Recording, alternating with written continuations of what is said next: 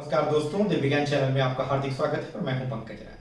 कुछ विद्यार्थियों के कमेंट्स आ रहे थे, कुछ विद्यार्थी तो कमेंट्स करके लिख रहे थे और कुछ मेरे पर्सनल कांटेक्ट नंबर पर कॉल करके भी प्रश्न पूछ रहे थे।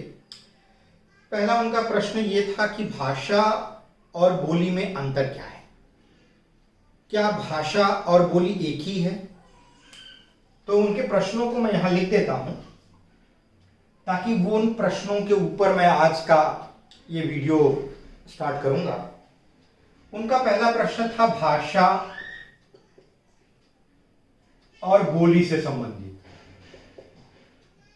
उन्होंने, एक सज्जन ने तो मुझे कमेंट करके लिखा था कि सर, भाषा हम किसको कहेंगे, क्या उसको जो सिर्फ बोली जाती हो या क्या जो सिर्फ लिखी जाती हो या बोली और लिखी दोनों जाती हो। तो भाषा की उचित परिभाषा क्या होगी या भाषा की एक उत्कृष्ट परिभाषा सामान्य अर्थ में क्या होगी। एक तो प्रश्न वो था। दूसरा, क्या भाषा और बोली में अंतर है। उन्होंने एक ही प्रश्न के अंदर कई प्रश्न पूछे थे। दूसरे सज्जन ने हमसे यह प्रश्न किया था कि सर, उनका प्रश्न समझ लीजिए। उन्होंने प्रश्न किया था कि सर, हिंदी को राष्ट्रभाषा घोषित किया गया है या राजभाषा घोषित किया गया है। दूसरा प्रश्न था। तो बात आती है राजभाषा की, ठीक है। तीसरे डाउट्स जो मैंने शॉर्ट आउट किए वो ये सभी एक ही टॉपिक से रिलेटेड हैं, इसलिए टॉपिक से रिलेटेड मैं सारे डाउट्स जो है सर्च किया और कई वीडियोस में तो जनरल जो वर्णमाला की डाला था मैं और उससे रिलेटेड स्वर और व्यंजन से रिलेटेड वीडियो जो डाली गई थी उन पर ये कमेंट्स आ रहे थे।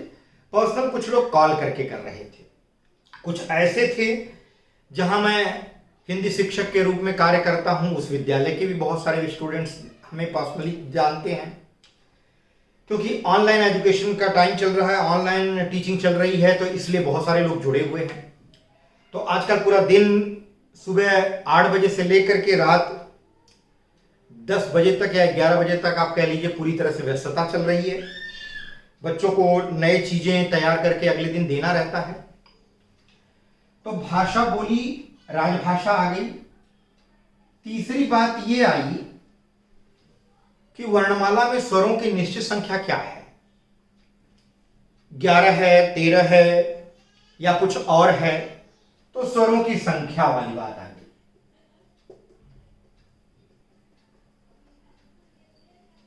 तो ये 3 प्रश्न तो ये हो गए सामान्य तौर पर। फिर आ गई चौथा प्रश्न आया लिपि से संबंधित। उसमें कहा गया कि क्या लिपि और शैली एक ही है या दो अलग अलग चीजें। पांचवा प्रश्न आया जो एक तरह से कह लें कि हम इंपॉर्टेंट भी है कि व्याकरण किन अंगों पर विचार करता है, व्याकरण के अंग क्या है। ये सभी प्रश्न जो हैं एक टॉपिक से रिलेटेड हैं जिसको हम कह सकते हैं कि भाषा, बोली, लिपि और व्याकरण, ठीक है। तो आज का जो वीडियो मैं करूंगा इसमें ये सारे डाउट्स एक ही टॉपिक के अंतर्गत हो जाएगा और ये मेरे चैनल पर अब तक कोई वीडियो नहीं डाली गई इस टॉपिक से रिलेटेड, तो मैं सोच रहा हूं ये डाल और इसमें आपके डाउट्स भी क्लियर हो जाएंगे। भाषा, बोली, लिपि और व्याकरण।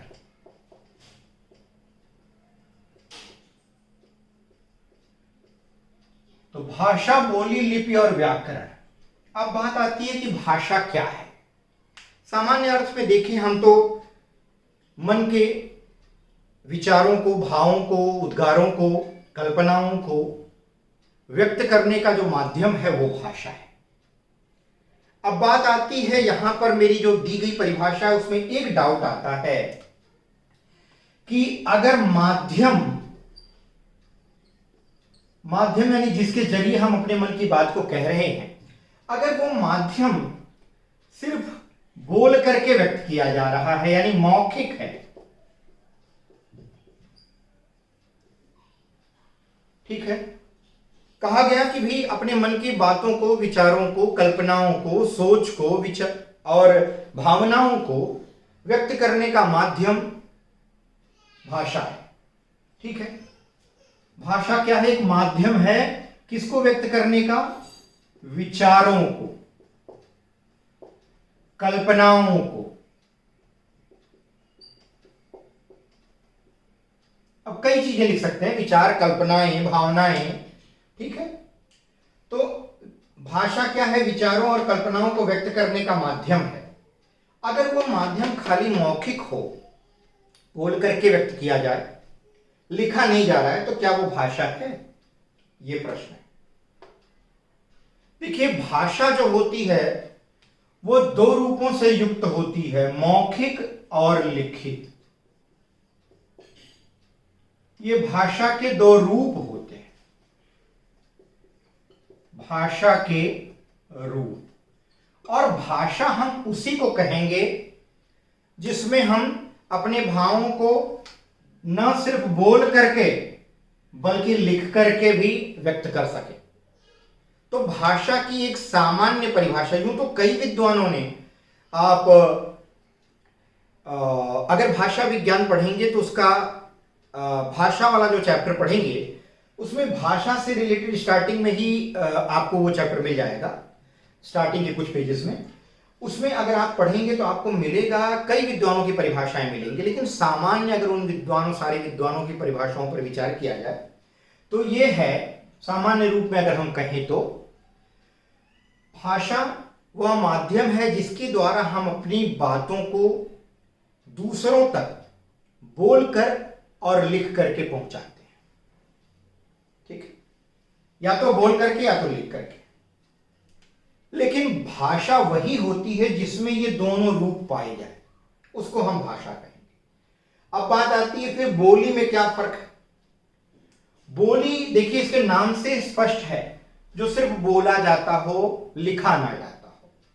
यानी भारत में ऐसे बहुत सारे क्षेत्र विशेष हैं जहां पर भाषा को सिर्फ बोला जाता है, लिखा नहीं जाता।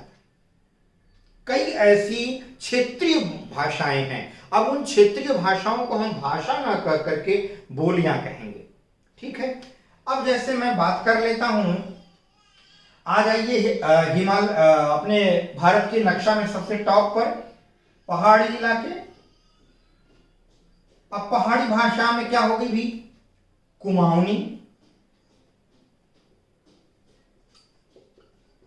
कुमाऊनी, गढ़वाली, ठीक, कुमाऊनी, गढ़वाली, ये सब क्या है? ये बोलियां हैं। इनको क्या किया जाता है? इनमें सिर्फ बोला जाता है, अपने मन के विचारों या भावों को बोल करके दूसरों तक पहुंचाया जाता है। इनमें लिखा नहीं जाता, इनको लिखा नहीं जाता। अब अगर हम बात करें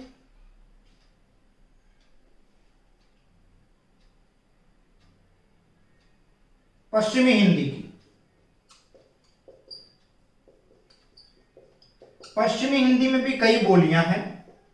जैसे देखिए, खड़ी बोली का तो वह रूप है जो मैं अभी आपसे वार्तालाप कर रहा हूं, कि जिस रूप में कर रहा हूं ये खड़ी बोली है, इसको हम लिख भी सकते हैं। लेकिन खड़ी बोली का एक रूप वह भी है जो पूरी तरह से लिखा नहीं जाता, जो मेरठ के आसपास का क्षेत्र है, मुजफ्फरनगर, मेरठ, वहां पर बोली जाती है, तो वो एक खड़ी बोली ही है, खड़ी बोली, ठीक है।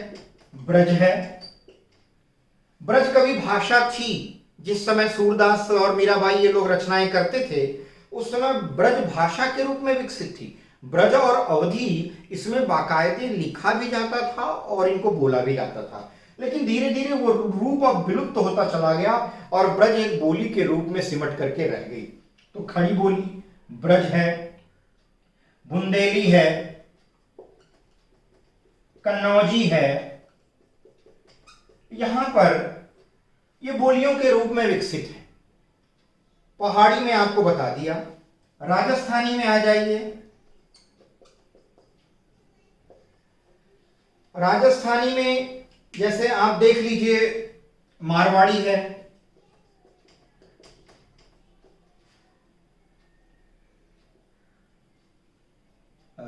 मेवाड़ी है, जिसको मेवाती भी कहते हैं, ढूंढाड़ी है, ठीक है। तो इस तरह से मारवाड़ी, मेवाड़ी, ढूंढाड़ी, ये सब बोलियां हैं। पूर्वी हिंदी में आ जाइए।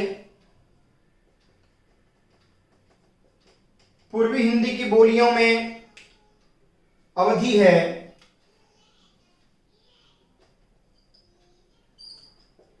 बघेली है,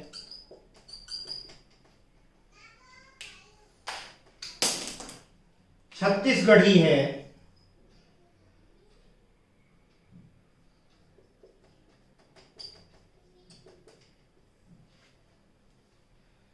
तो अवधी, बघेली और छत्तीसगढ़ी ये सब क्या है? ये पूर्वी हिंदी की बोलियां हैं। तो एक तरह से अगर हम कहें तो ये भाषा का ऐसा रूप है जिनको सिर्फ बोला जाता है, लिखा नहीं जाता। तो ये सब की सब, ये जितनी हैं इतनी, ये सारी की सारी क्या हैं? ये बोलियां हैं। तो बोली और भाषा में जो पहला प्रश्न है, क्या फर्क है? भाषा व्यक्ति को अपने विचार को दूसरों के सामने प्रकट करने का एक माध्यम है, जिसके द्वारा व्यक्ति बोल करके और लिख करके अपने मन की बातों को व्यक्त करता है दूसरों तक। तो परिभाषा क्या हो गई? ऐसा माध्यम जिसके द्वारा व्यक्ति अपने मन के भावों या विचारों को दूसरों तक बोलकर या लिख करके प्रकट करता है, वह भाषा है। और बोली क्या है? जिसके द्वारा किसी क्षेत्र विशेष में वहां के जनमानस द्वारा बोला गया भाषा का वह रूप जिसे लिखा नहीं जाता हो, वो बोली है। अब लिपि पे आ जाते हैं, नहीं राजभाषा कर लेते हैं पहले। देखिए 14 सितंबर 1949 14 सितंबर 1949 को भारतीय संविधान में हिंदी को राजभाषा का दर्जा दिया गया। तभी से 14 सितंबर को हिंदी दिवस के रूप में मनाया जाता है। राजभाषा क्या है? राजभाषा मित्रों, जहां की अगर आप इसको ध्यान से देखिए, इसमें एक शब्द लगा हुआ है राज। राज मतलब सरकार की भाषा, ठीक है, सरकारी कामकाज की भाषा। तो 14 सितंबर 1949 को हिंदी को संघ की, संघ मतलब है पूरे भारतवर्ष की, राजभाषा के रूप में हिंदी को स्वीकार किया गया। अब जो हिंदी भाषी प्रदेश थे, हिंदी भाषी जो प्रदेश थे, उसमें जैसे उत्तर प्रदेश है, उत्तरांचल है, हिमाचल प्रदेश है, हरियाणा है। अब हिमाचल प्रदेश हो गया, हरियाणा हो गया, उत्तरांचल हो गया, उत्तर प्रदेश हो गया, नीचे आ जाइए मध्य प्रदेश, छत्तीसगढ़, बगल में चले जाइए बिहार, झारखंड, ठीक है। तो मध्य प्रदेश, छत्तीसगढ़, बिहार, झारखंड, उत्तर प्रदेश, उत्तरांचल, हिमाचल प्रदेश और हरियाणा, ये सब जो हैं राज्य, इन सब ने भी हिंदी को राजभाषा के रूप में स्वीकार किया। यानी इन राज्यों में भी राजकीय जो कार्यभार किए जाएंगे, वो सारे कार्य हिंदी में किए जाएंगे, ठीक है। अब आपने देखा होगा कहीं कहीं रेलवे स्टेशन पर अनाउंसमेंट 3 भाषाओं में होता है। जैसे महाराष्ट्र की बात ले लीजिए, किसी भी स्टेशन पर चले जाइए, वहां हिंदी में अनाउंसमेंट होगा, इंग्लिश में अनाउंसमेंट होगा। हिंदी राजभाषा है तो उस हिसाब से एक अनाउंसमेंट हो गया। इंग्लिश एक इंटरनेशनल लैंग्वेज है और कम्युनिकेशन का एक माध्यम है, क्योंकि हमारे देश में जो राजकीय कार्य किए जाते हैं वो इंग्लिश हिंदी दोनों में किए जाते हैं। तो इंग्लिश में एक अनाउंसमेंट होगा। फिर इसके बाद एक क्षेत्रीय या राज्य स्तरीय जो भाषा है उसमें भी अनाउंसमेंट होता है, जैसे मराठी में होगा। ऐसे ही आप गुजरात चले जाइए, वहाँ की उनकी लोकल लैंग्वेज जो गुजराती है उसमें भी होगा। तो कहने का मतलब है कि जो ये राजभाषा थी, ये जो हमारी जो सरकारें हैं, जो सरकारी कामकाज किए जाएंगे, उनकी भाषा हिंदी रहेगी, ऐसा 14 सितंबर 1949 को घोषित किया गया। अब जो उसमें हिंदी भाषी प्रदेश थे, जिनका नाम मैंने आपको बताया, इन्होंने अपनी राज्य स्तरीय भाषा भी हिंदी मान ली। ठीक है, इनके कामकाज हिंदी में किए जाएंगे। ठीक है, अब तो राजभाषा मैं समझता हूं आप समझ गए होंगे। हिंदी राष्ट्रभाषा नहीं, हिंदी राजभाषा है। ठीक है, अच्छा, आगे स्वरों की संख्या। इसके लिए मैं आपको लिपि पहले समझा दूं, लिपि क्या है। देखिए, लिपि को इंग्लिश में स्क्रिप्ट कहते हैं, बोली को डायलेक्ट, भाषा को लैंग्वेज। कई लोग भाषा को भाषा कहते हैं, भाषा। एक मेरा स्टूडेंट मुझे फोन करके ये जो डाउट है, ये मेरे सब्सक्राइबर भी हैं प्लस मेरे स्टूडेंट भी रह चुके हैं, इन्होंने मुझे कॉल करके कहा था, सर भाषा और बोली में क्या अंतर है, जरा क्लियर कर दीजिए। इस पर आपका कोई वीडियो नहीं है। तो भाषा नहीं होती बेटा, भाषा होती है। कई बार मैंने देखा है, कई लोग पढ़ाते समय भी ऐसी गलतियां कर देते हैं। वो उसका प्रभाव ये रहता है कि देखिए, जैसे मैं जब क्लास में जाता था, डॉन बॉस्को में मैं रहा हूं 11 साल तक, 2006 से लेकर 2017 तक सर्विस दिया। अब उसके बाद मैंने दूसरे स्कूल में मेरा हो गया है, तो उसमें आ गया हूं। अभी उसका नाम मैं घोषित नहीं कर सकता चैनल के माध्यम से। तो 11 साल सर्विस देने के बाद जब मैं नया नया आया था, 2006 में ज्वाइन किया था मैंने वो स्कूल, तो पहली बात, वो एक इंटरनेशनल इंस्टीट्यूशन है, इटली का इंस्टीट्यूशन है और डॉन बॉस्को के नाम से फेमस है। ऑल ओवर वर्ल्ड में उसकी ब्रांचेस हैं।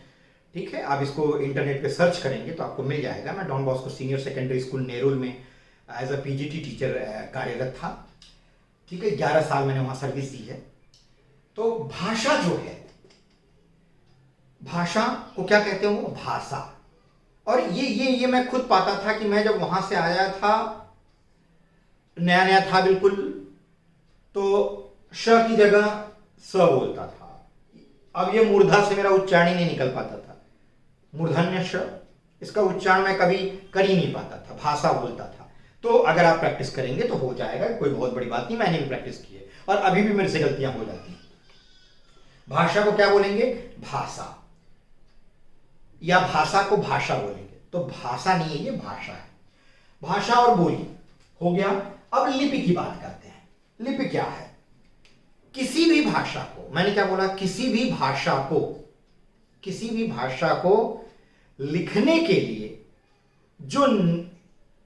जो चिन्ह निश्चित किए गए हैं, फिर से मैं बोल रहा हूं, किसी भी भाषा को लिखने के लिए निश्चित चिन्हों को ही लिपि कहा जाता है। फिर से, किसी भी भाषा को लिखने के लिए निश्चित किए गए चिन्हों को, गौर करिएगा, चिन्हों को आधा है। ठीक है, किसी भी भाषा को लिखने के लिए निश्चित किए गए जो चिन्ह हैं, जैसे हमारी भाषा में हम हिंदी जैसे पढ़ा रहे हैं, हिंदी भाषा में क्या निशान निश्चित किए गए हैं भाई? निशान निश्चित किए गए हैं अ से लेकर के आओ तक, स्वर अ आ इ ई उ ऊ री ए ऐ ओ औ, ये स्वर है। अंग और अह, अनुस्वार और विसर्ग, जिनको अयोगवा कहा जाता है। फिर व्यंजन का क्रम शुरू होता है स्पर्श व्यंजन क से लेकर के म तक, जिसमें दो उच्छिप्त व्यंजन अढ़ और अड़, और अढ़, ठीक है, ट वर्ग वाले। और इसके बाद अंतस्थ व्यंजन य र ल व, 4 उष्ण व्यंजन श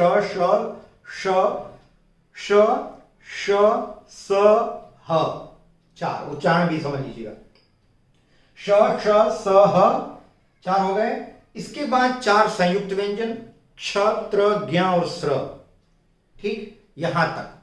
इसके बाद आती है बात आगत ध्वनियों की, ज और फ, ठीक है, 2 वर्णमाला में निश्चित किए गए हैं। ठीक है, हालांकि क के नीचे भी नुक्ता लगता है, ठीक है, ख के नीचे भी लगता है, ग के नीचे भी लगता है, ज और फ को वर्णमाला में फिट कर दिया गया। इसके बाद एक आगत स्वर भी लिया गया, अ, जिसे डॉक्टर लिखते समय जो ये चांद लगाया जाता है, ठीक है, अ,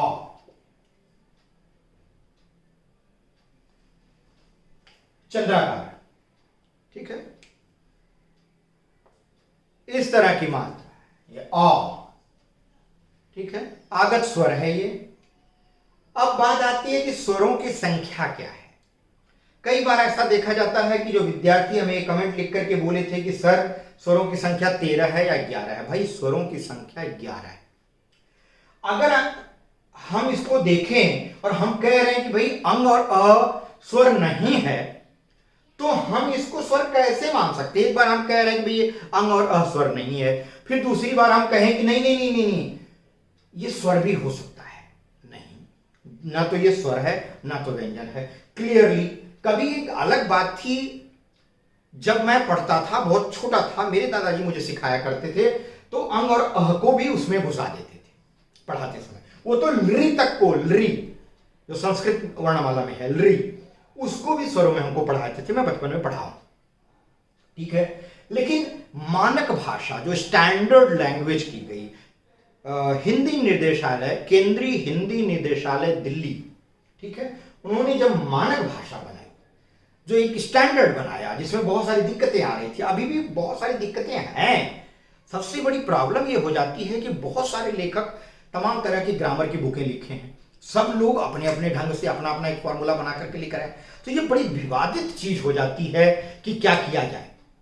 लेकिन सही बात यह है कि अंग और अह स्वर नहीं है। अगर आपसे स्वर पूछा जाए तो आप 11 पर ही ट्रिक करिएगा, टिक मार्क 13 पर भूल करके भी मत करिएगा, चाहे वो कुल पूछे या मूल पूछे। ऐसा नहीं है कि मूल स्वरों की संख्या क्या है या कुल स्वरों की संख्या क्या है। अरे भाई स्वर अ से लेकर के औ तक है, चाहे कैसे भी पूछने दो। जब हम एक बार कह रहे हैं कि अंग और अह अयोगवा है, अंग अनुस्वार है, अह विसर्ग है, तो हम इसको स्वर में गिन कैसे सकते हैं?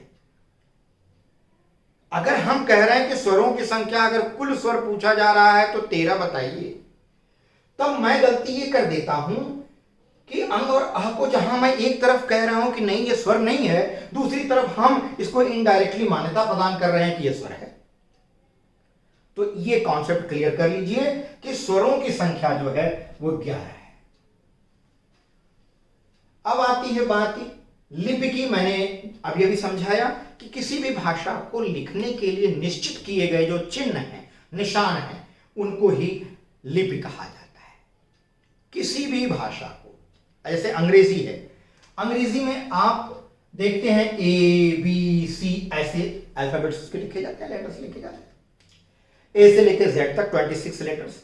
ये ऐसा नहीं है कि भारत में ऐसा लिखा जा रहा है तो अमेरिका में ऐसा लिखा जाएगा, इंग्लैंड में ऐसा लिखा जाएगा तो ऑस्ट्रेलिया में ऐसा लिखा जाएगा। अंग्रेजी भाषा के जो लेटर्स हैं, वो जो स्टैंडर्ड, देखिए वो अगर कैलीग्राफी में लिखा जा रहा है या किसी और हैंडराइटिंग में, तरह तरह की हैंडराइटिंग आ गई हैं, ठीक है। हैंडराइटिंग में भी कई क्राइटेरिया है, और अंग्रेजी के फॉन्ट्स से कंप्यूटर पे मिलते हैं, एरियल से लेकर सुसा तक और दुनिया भर के तमाम फॉन्ट्स हैं। वो फॉन्ट्स में उसके डिजाइन थोड़ी अट्रैक्टिव बनाने के लिए थोड़ा उसमें छेड़छाड़ कर देते हैं, वो अलग बात है। लेकिन ऐसा नहीं है कि इसको उल्टा लिख दिया जाए या किसी इधर घुमा दिया जाए उधर घुमा दिया जाए। तो मानक जो होता है, मानक का मतलब होता है स्टैंडर्ड, ठीक है, जो सबके द्वारा मान्य हो। मान्य भाषा में क्या होता है, डिपार्टमेंट या हम कह सकते हैं संस्था, उसका जो हेड है, जो प्रमुख संस्था है, वो एक पैमाना बना करके रखती है, एक स्तर बना करके रखती है, एक निश्चितता बना करके रखती है कि भाई ऐसा रहेगा तो ये होगा। तो ऐसे ही हिंदी में जो स्क्रिप्ट लिखी गई, हिंदी की जो स्क्रिप्ट है, हिंदी की जो लिपि है, वो अ से लेकर के औ तक स्वर है, अंग अह अयोगवा है, अंग अनुस्वार अविसर्ग है, क से लेकर के म तक अंत स्पर्श व्यंजन, उसमें 2 अतिरिक्त व्यंजनों की बात मैंने की, अड़ और अढ़, जब उनके नीचे बिंदु लगा दिया जाता है। इसके बाद अंतस्थ व्यंजन, उसके बाद ऊष्म व्यंजन और संयुक्त व्यंजन तक, ठीक है। 2 आगत व्यंजनों की मैंने बात कर दी और 1 आगत स्वर की बात कर दी, 1 आगत स्वर और 2 आगत व्यंजन की मैंने बात कर दी, ठीक। तो ये अभी दिया जा रहा है, है। लेटेस्ट बुकों में ऐसा प्रिंट होकर के आ रहे हैं। मेरे पास हैं बुकें, अब वो सब दिखाने का टाइम मेरे पास नहीं है, वीडियो बहुत लंबी हो जाती है और अननेसेसरी चर्चा बढ़ती जाती है। तो लिपि जो है वो मैं समझ से क्लियर हो गया। तो ये शैली और लिपि में क्या अंतर है, ये बहुत बड़ी बात है। लिपि भाषा को लिखने के लिए जो निश्चित किए गए निशान होते हैं, वो कोई मैंने नहीं बनाया है और ना किसी अन्य व्यक्ति ने बनाया है, बल्कि एक विद्वानों की कमेटी जिसको गवर्नमेंट ऑफ इंडिया या भारत सरकार ने मान्यता प्रदान की है, निदेशालय, हमारा हिंदी निदेशालय, उन्होंने जो निश्चित की है। अब उनके पास भी सुझाव आते होंगे भाई, जैसे मैं सोचता हूं कि री को निकाल दिया जाए, क्योंकि री के साउंड में र और ई दोनों आता है, वो हमें व्यंजन लगता है, हमें स्वर खुद नहीं लगता। ठीक है, ये मेरी अपनी सोच है, हो सकता है आपका मत भिन्न हो। अगर मैं पीएचडी कर रहा हूं भाषा विज्ञान पर, तो मैं इस पर जोर देकर के अपनी तर्क प्रस्तुत करूंगा कि भाई मैं प्रमाणित करने की कोशिश करूंगा कि भाई इसको हटा दिया जाए। ठीक है, तो देखिए सबके अपने अपने तर्क हैं, अपनी अपनी बातें हैं, लेकिन जो चीजें मान्य हैं उसमें हम तर्क वितर्क नहीं कर सकते, उसे हमें स्वीकार करना पड़ेगा। ठीक है, तो लिपि किसी भी भाषा को लिखने के लिए निश्चित किए गए निशानों को ही हम उस भाषा की लिपि कहते हैं। तो हिंदी की लिपि समझ में आ गई। शैली देखिए क्या होती है। शैली जब साहित्य लिखा जाता है, व्हाट इज साहित्य, एक बड़ी बात आ गई। साहित्य संस्कृत में कहा गया सहितस्य भाव इति साहित्य, जिसमें सबके हित की भावना हो। साहित्य क्या लिखा जाता है, कविता के रूप में लिखा जाता है, उपन्यास के रूप में लिखा जाता है, नाटक के रूप में लिखा जाता है, संस्मरण के रूप में लिखा जाता है, निबंध के रूप में लिखा जाता है, कहानी के रूप में लिखा जाता है, इत्यादि। ठीक है, तो उसको लिखने का हर एक तरीका, एक परिपाटी, हर एक राइटर में आप भिन्नता देखेंगे। कोई ऐसा लिखता है कि चित्र उपस्थित कर देता है। अब जैसे सुमित्रा नंदन पंत की लिखी हुई एक कविता है जो सीबीएसई बोर्ड के पाठ्यक्रम में कक्षा 10वीं में डाली गई है। हिंदी के 2 कोर्स हैं, A course, B course. B course में डाली गई है, पर्वत प्रदेश में पावस। ठीक है, तो पावस ऋतु थी पर्वत प्रदेश, पल पल परिवर्तित प्रकृत वेश, मेखलाकार पर्वत अपार, अपने सहस्त्र दिव्य सुमन फाड़, अवलोक रहा है बार बार नीचे जल में निज महाकार। अब देखिए उस कविता को पढ़ करके ऐसा लगता है कि भैया पूरा पहाड़ का, वर्षा ऋतु में जो पहाड़ी इलाका है, पर्वतीय क्षेत्र है, उसका पूरा दृश्य उभर करके आ जाता है आंखों के सामने। तो वो क्या है, चित्रात्मक शैली है।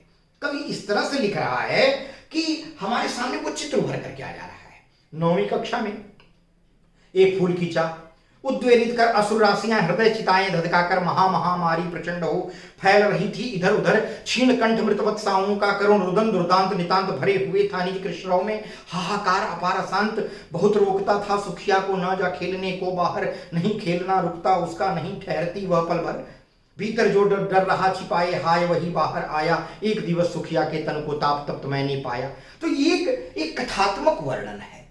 कविता को, एक कहानी को दिमाग में रख करके कविता के रूप में ढाला गया है। जहां महामारी से त्रस्त पूरे लोगों का वर्णन किया गया है कि किस तरह से औरतें, माएं अपने बच्चों के मरने पर विलाप कर रही हैं, करुण रुदन हो रहा है, और इसके बाद कैसे एक पिता अपनी चंचल बच्ची को रोकने का प्रयास करता है कि वो महामारी की चपेट में ना आ जाए, बाहर ना जाए। और आज हम लॉकडाउन में फंसे हुए हैं, आप समझ सकते हैं, कोरोना वायरस के चक्कर में। ठीक है, तो ये कवियों के कविता या कवियों के गद्य लेखन का एक तरीका होता है। कोई वर्णनात्मक लिखता है, कोई चित्रात्मक लिखता है, कोई कथात्मक लिखता है, उस तरीके को ही हम शैली कहते हैं। वो लिपि से बिल्कुल डिफरेंट है, अलग है। उसको लिपि की श्रेणी में, शैली को और शैली से लिपि में आप कंफ्यूज मत होइए, वो क्लियर करके रखिए। अब आ जाते हैं हम व्याकरण पर। व्याकरण क्या है? अब हम ये नहीं चाहते हैं कि ये वो आ प्लस क्री धातु से मिलकर के बना है, वो सब चीजें इतना लंबा बवाल में नहीं, सिंपल ढंग से बताता हूं व्याकरण क्या है। व्याकरण किसी भी भाषा को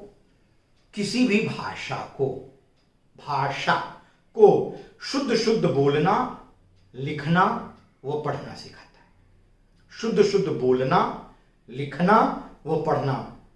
बोलने आ गया, लिखने आ गया, पढ़ने आ गया तो समझने अपने आप आ जाएगा। ठीक है। तो व्याकरण क्या है सामान्य परिभाषा में?